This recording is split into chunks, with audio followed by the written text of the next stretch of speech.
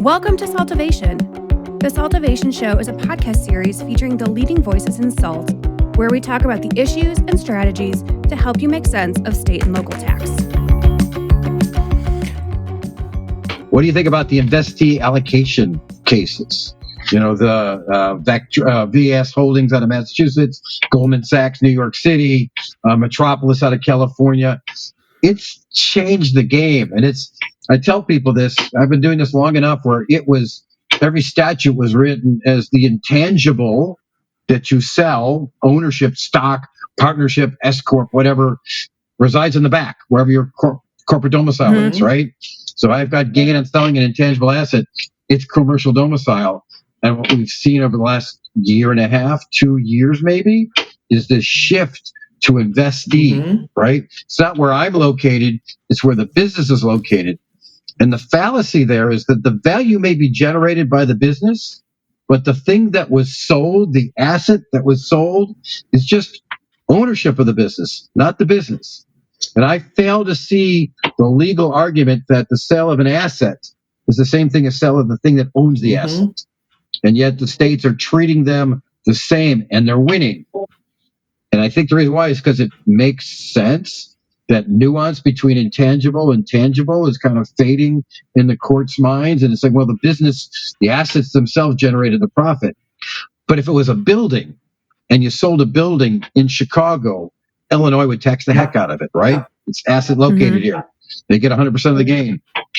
I'm not sure why it changes with intangibles, but we're starting to see the states push back. And we've had some minor wins, but their states have a lot of major wins in this case. And they're getting there different ways. But I do see that as kind of a 2024 issue, the continuation of pushing out. It's not it's business as usual. Where was your business? If I sold it day one of the year, if I sold it last day of the year, middle of the year, doesn't matter. In Michigan, again, why the Vectrum decision is so offensive to me is that it's an extraordinary year. And yet they're saying, we just look at the snapshot, 2017, 2019, whatever the year was, that's all we care about. What you did before doesn't matter. What you do after doesn't matter. We're going to look at this year. Even though 20 years of activity led up to me being able to sell my business for $90 million or whatever it was, or have $90 million of goodwill, it doesn't matter. Right. No, think about Arm & Hammer baking soda, right? We used to use it a little pinch in our recipes. And then all of a sudden they figured out that if you put it in your refrigerator, it absorbs all the bad smells, right? Completely revolutionized that business, right, for baking soda. And all of a sudden everybody's got Arm & Hammer baking soda in their refrigerator to keep the smells out. Well, that does not historical, just, it's just a one-time event. It changed the things. And yet that's treated as just, okay, whatever. Your sales went up. We're going to look at what you were doing on the first 364 days of the year, not on the last day of the year. Well, it's frustrating too. It's like, there's the position, right? Like you said, we are here to argue two sides of a case. The state has the same ability and could do the exact same thing for an out-of-state taxpayer that's like, or an in-state taxpayer that, regardless, there's the contrary that the state can change their position on reasonably, and they will. Yeah, and that's extremely frustrating, and I don't accept this as an answer. We're going to argue both sides of the case, and we're going to let the courts decide, right? States should have a position that the statutes written by the legislature, signed by the governor, Department of Revenue issues bulletins, notices, regulations explaining it. There's got to be some culpability. There's got to be some responsibility that this is your position. Tell me your position. You're charged with, and this gets into deference, right? Departments of Revenue are charged with knowing the most about their own statutes and regulations. And because of that, they're given deference. Okay? If they take alternative positions, then deference should be gone. Because they're saying, I don't know, go either way. Well, then you shouldn't be the arbiter, the final arbiter, the interpreter that's entitled to 55% burden versus 45% burden, right? They shouldn't be entitled to that because they haven't made up their mind. Well, you don't obviously see litigation if the state isn't asking for more. I mean, if everybody agreed that you owe less, then we wouldn't be fighting about it. Because in the end, it's about a state taking a position to have more than maybe they people perceive they're entitled to. So it is them taking the possession that's in their best favor, which isn't always the best based on the facts of the taxpayer or the law as written. Right. But, we don't have a lot of tax people in there drafting No. statutes. That's one of our issues, right? And so the scriveners or the writers of these things try to do a good job. I'm going to give them credit. They do a lot of it right. But words are so important. And in the tax world, hey, just think about this. I was just explaining to one of my young people, the difference between apportionment and allocation isn't necessarily true because legislatures use both words New Jersey. interchangeably. Right? Allocate. Allocation, and it's right? Their use of allocation is really apportionment because they're looking at three factors. So, that lack of uniformity among the states is also something that we're responsible for. We've got to fight through that. Yeah, composite versus consolidated. I mean, I think there's a lot of things that are not always clearly understood, combined, consolidated. Like, I don't think a lot of practitioners always understand that. And certainly people who are preparing tax returns are not always attorneys. So there's just a very different mentality there. So interesting. I thought of some of those things, but it's very true. I had a conversation last week with a pretty seasoned accountant. And you guys will laugh at this. Meredith will laugh at this.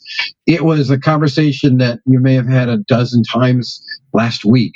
Was, okay, there's Public Law 86272 out there, but a state's adopted economic nexus, and they've adopted the MTC, $500,000 of sales, $50,000 of property, $50,000 of payroll. Well, what if I go over 500,000? Am I subject to tax? Well, what do? I sell tangible personal property remotely. Then you're still protected by 86272. It's to me, it's clear as completely clear, but there's so much confusion out there because these statutes are saying if you have this, and it doesn't say paren unless protected by 86272, it says if you have $500,000 of sales, you're subject to the income tax.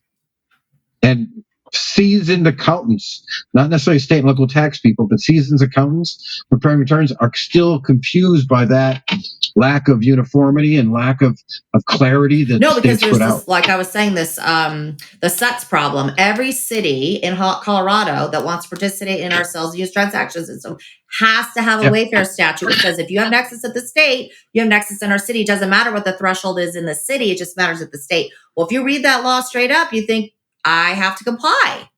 And so they can use that to enforce, even if the overriding situation is all cities aren't playing ball yet. Who knows that part? Yeah. Oh, it's the secret. I want you to roll out with all your power, with all your persuasive powers. I need you guys to go out there to every local jurisdiction and say, hey, if you want a Wayfair statute, Wayfair standard, adopt it. Just adopt it. Tell us what the rules are. Silence isn't going to, or tell us we follow state law and everything, or something, or for next, just do something. Give us a clue, because without the clue, we don't know. Right, because didn't Chicago do that within the last couple of years where they said, all right, well, Illinois got it. The city of Chicago is going to have their $100,000 threshold on their... Yeah, which did make it easier. Well, that's a great point, and I've applauded the city of Chicago for doing it. I believe, I forget now, it was July 1st of 21. It was a go forward safe harbor, $100,000. But then in audit, they would go back to 2016 and try to enforce it, and you would compromise based upon October 1st of 2018 when the city adopted it, or the state adopted it. Yeah. Because they said, well, we really didn't create a new standard. It kind of looks like a new standard. And I don't even know how city can enforce anyway. It's not, the Wayfair decision is not for cities. It's for the states. So I don't know, but who's going to take that up to litigate it depending on the money? Depending on the money. Right. So I applaud City of Chicago. They were out there. They wrote a bulletin and then kind of backtracked a little bit and didn't follow the words. California or Colorado too. It's very it's disheartening, I would just say. California, Colorado, Chicago, Cook County. We could just, maybe it's just the C words. We're going to avoid all the C words. Yeah, maybe. Jurisdictions are. I mean, if there's anything else to take forward with you, that's it. But we will kind of, as we wrap up, and Jordan, you had kind of mentioned this at least towards the kind of gain alternative apportionment, anything you hope continues to be fought, litigated, brought more attention to for 2024 going forward? Yeah, I mean, there's a couple decisions that I think have to be done. Certainly, the Amazon versus South Carolina decision as to whether a marketplace has responsibility, and maybe they get into defining what it takes to actually have property in a state. That's the ultimate goal there. Now, in some ways, the retroactive application of marketplace may apply. I don't think it does. I think they're really getting into ownership, what it means. And for a long time, we've always thought that, that I remember this with my older brother. We'd have a football and be my football, and he would take it and go play with his friends. And I go, but that's mine. He goes, no, possession's 9/10 of the law. We used to throw that out all the time, right? Didn't even know what it meant. 8 years old. My career in law was already started. Possession's 9/10 of the law. You know what I mean?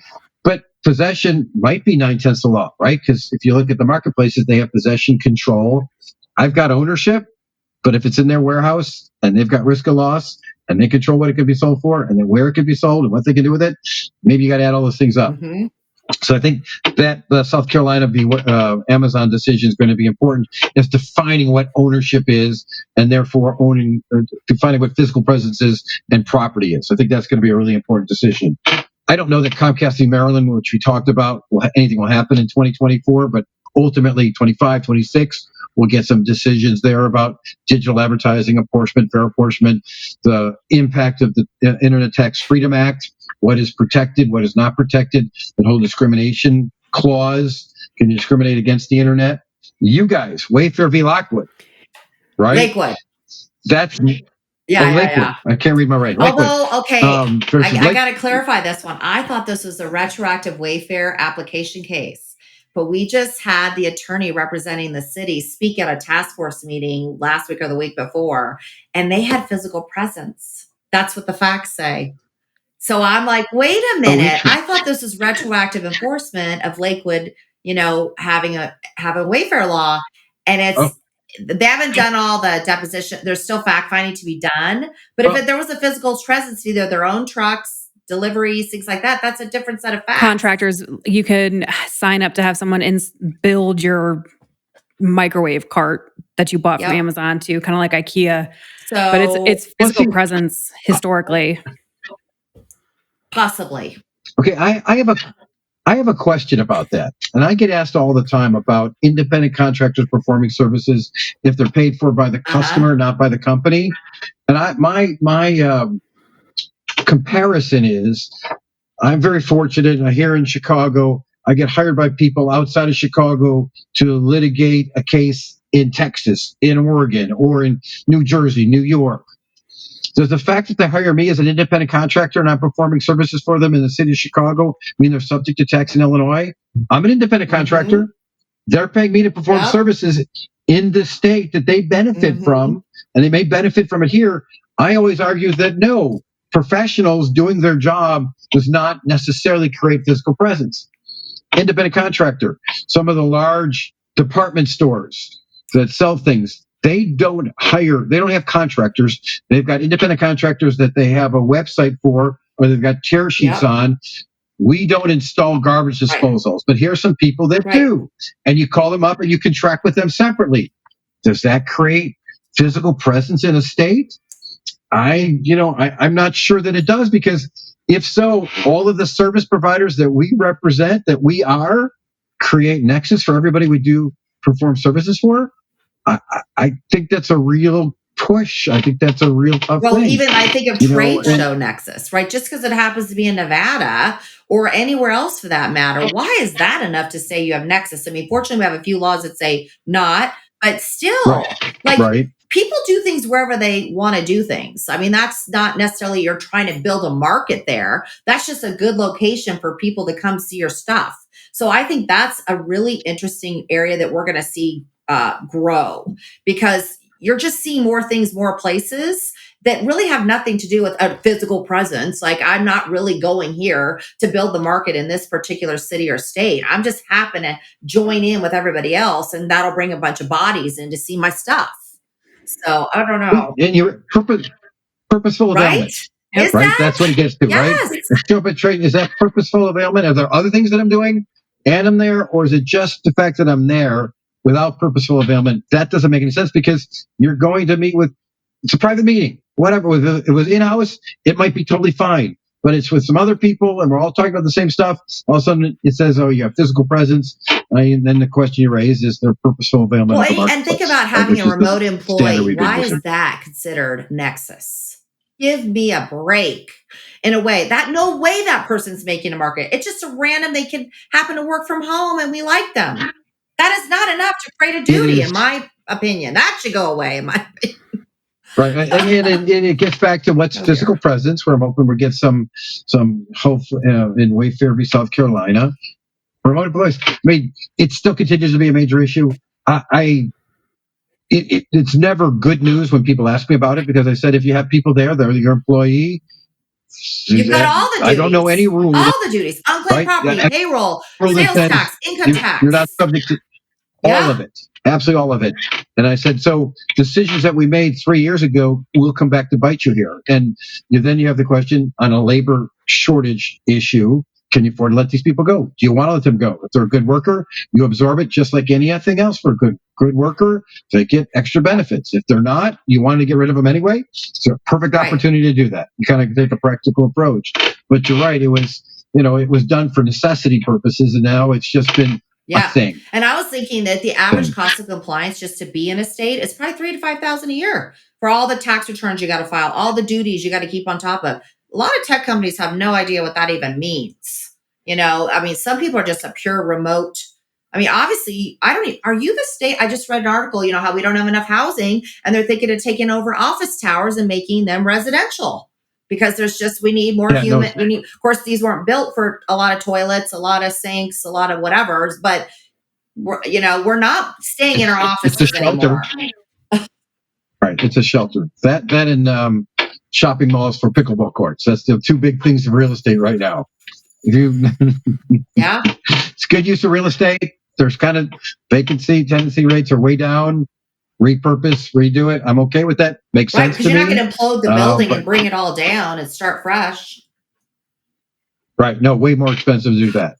Although if anybody's done home construction, sometimes it would have been easier to knock it all down and start fresh, as opposed to remodel I and know rehab. that feeling. I live in an 1895 Victorian. Our contractor's like, you see that building next door that got built from the ground up? Much easier than what I'm dealing with, figuring out your attic.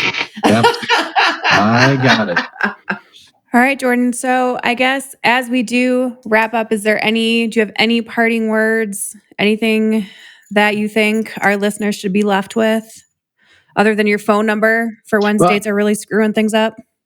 And I didn't realize you do litigation all over. So you'll take a case all over the country, not just in Illinois where you guys are headquartered.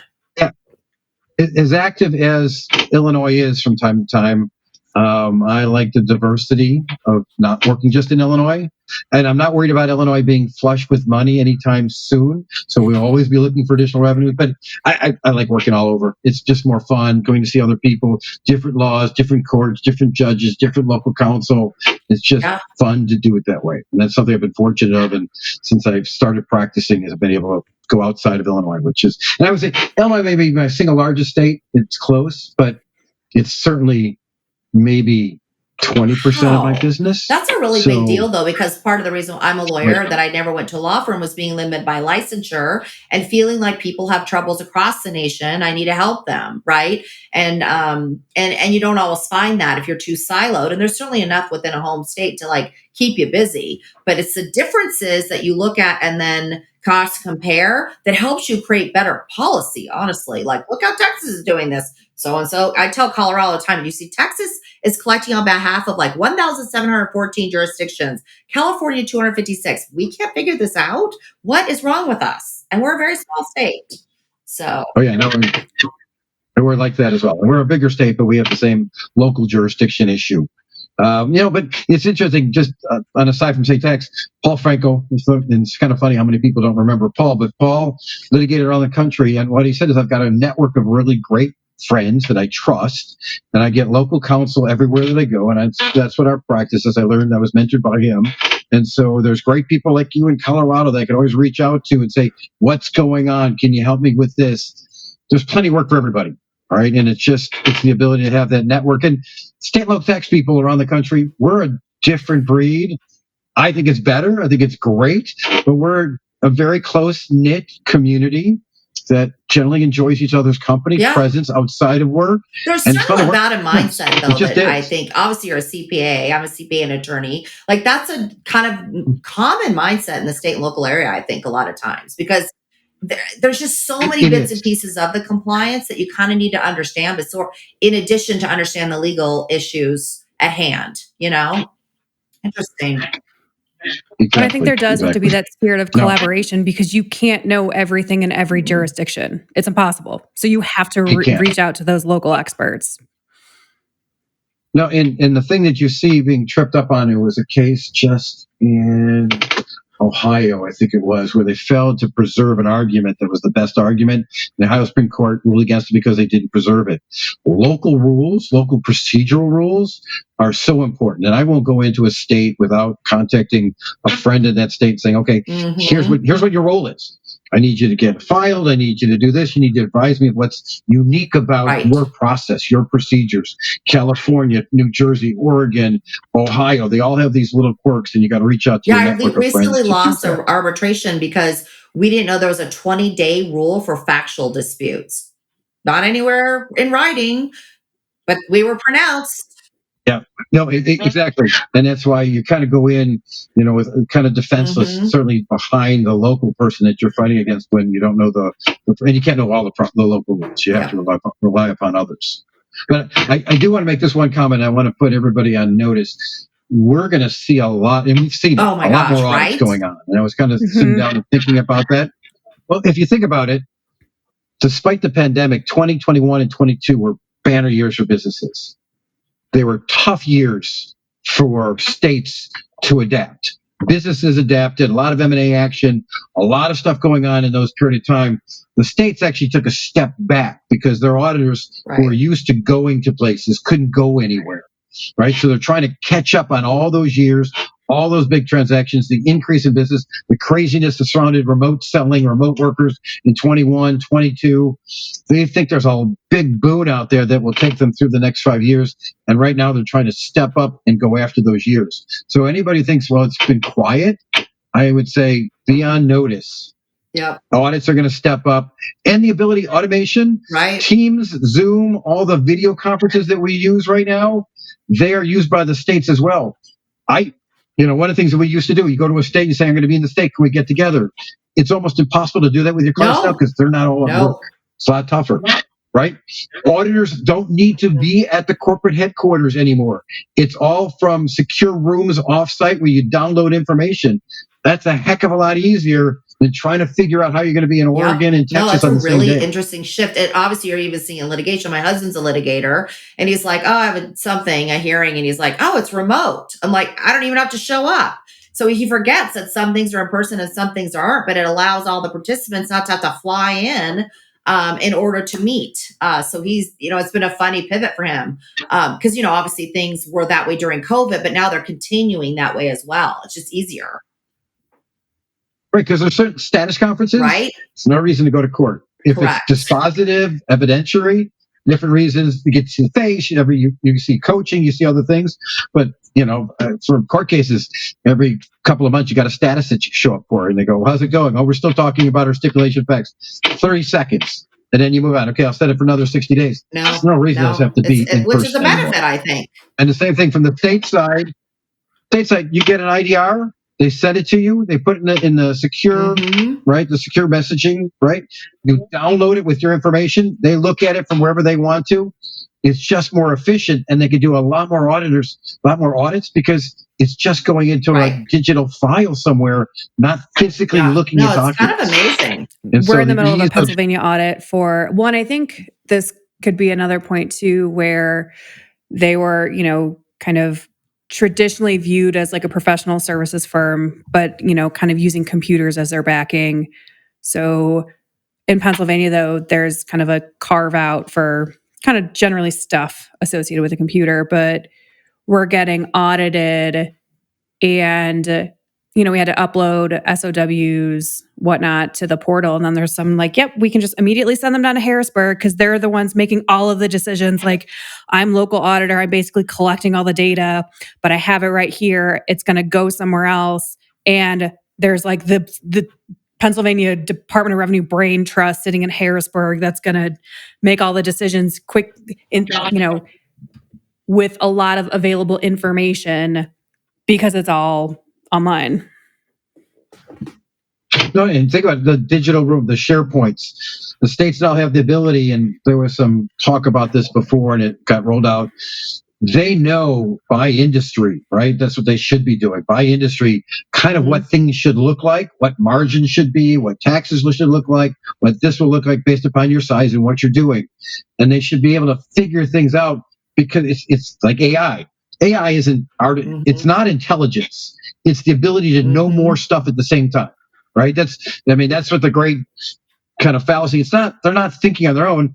The computers just have more information than anybody's capable of and are able to. So they can assimilate it so you can look at it all. Yep. One auditor does 10 audits of booksellers. Okay. That's the only knowledge they have.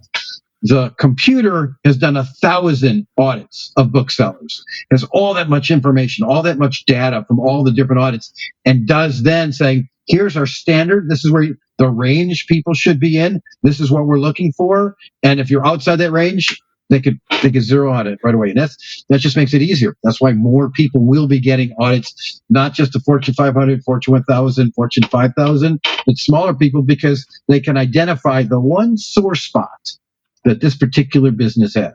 So we're all going to start seeing these kind of electronic notices and electronic audits. It makes some sense. And if you go to any of the conferences put on by FTA, Masada, Stoa, CETA, the thing they talk about more than anything else is automation. Everything's about systems, about needing less people to do more. And that's why we're going to see more and more of this, because it makes sense. Well, that's where we're going. Jordan, as a thank world. You so much for being here. Thank you for your time today. Don't tell me it's we could do over. a part 3 in another 15 months, mid 24. Just keep coming back. It's just so easy to talk to you guys. There's so much going on. It's fun to know that you still have so much enthusiasm too, because I felt last year when I found out about our vendor fee in Colorado, I was like, I quit. I can't take this because I didn't know about it. Normally I know things like that, but it was a transportation bill that it got passed. No one knew about it in the tax community. Department of Revenue was tasked on enforcing it. They don't want to tell anybody because they don't know what they're going to do with it. And then we all find out in April and it was effective July. I'm like, I quit. How am I going to tell my clients how to figure this out? That sort of stuff makes me crazy. Right. That, we would have that little notice, to implement a 27 cent, which is now 28 cents. So, and now Minnesota's doing it. I mean, some of that makes me a little like, oh my gosh, how do I help the clients? Like, how are they going to do this? So those are things that are challenging. Well, but you have to put yourself on the other side. Okay. But on the other side, you have to help your clients because there's no way they'll figure it out. So, right. And someone, I was a biz dev guy a bunch of years ago, and he said, do you feel like you do a good job? I go, yeah, I do a good job. Do you feel like you help your clients? Yeah, I think I help my clients. Then you should keep doing it and tell them that you can do it for them. We get compensated very well. No complaints about it. But you're also giving one heck of a great service to your clients and the people that you work with. Well, it's funny. You think I have a client, say they're a $10 million company, and you're looking at what, 80,000 of risk. No, 80,000 on $1 million. How much is the tax on 10 million? Is it 800,000 a year? 800,000 of risk. $800,000. And you're talking about not spending. Give me a break. Like, you don't understand what you're putting out there. You got to get your act around this. But there is this perception of like it's a pass through, or it should be simple, easy peasy. And it's like, no, it's not.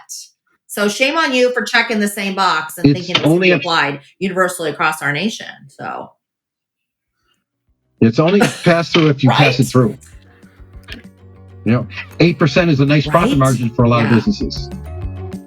To take your profit margin and hand it over to the locals, hand it over to the state. Yeah. All right. Well, this is another episode of SALTovation. Till next time. This podcast is for educational purposes only and is not intended, nor should it be relied upon as legal, tax, accounting, or investment advice. You should consult with a competent professional to discuss specifics of your situation and the applicability of the information presented.